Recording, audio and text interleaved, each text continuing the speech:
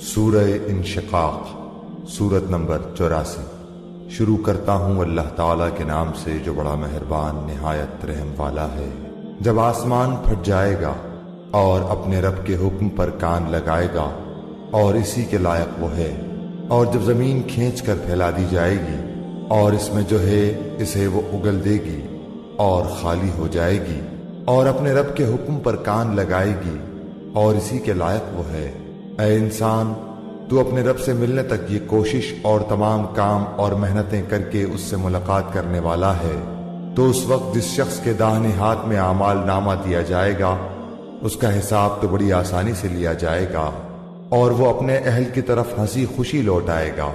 ہاں، جس شخص کا اعمال نامہ اس کی پیٹھ کے پیچھے سے دیا جائے گا تو وہ موت کو بلانے لگے گا اور بھڑکتی ہوئی جہنم میں داخل ہوگا۔ یہ شخص اپنے متعلقین میں دنیا میں خوش تھا، اس کا خیال تھا کہ اللہ کی طرف لوٹ کر ہی نہ جائے گا، کیوں نہیں، حالانکہ اس کا رب اسے بخوبی دیکھ رہا تھا۔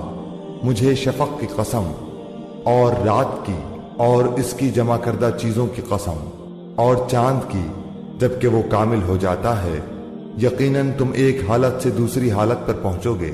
انہیں کیا ہو گیا کہ ایمان نہیں لاتے، اور جب ان کے پاس قرآن پڑھا جاتا ہے تو سجدہ نہیں کرتے، بلکہ جنہوں نے کفر کیا وہ جھٹلا رہے ہیں، اور اللہ تعالیٰ خوب جانتا ہے جو کچھ یہ دلوں میں رکھتے ہیں۔ انہیں المناک عذابوں کی خوشخبری سنا دو۔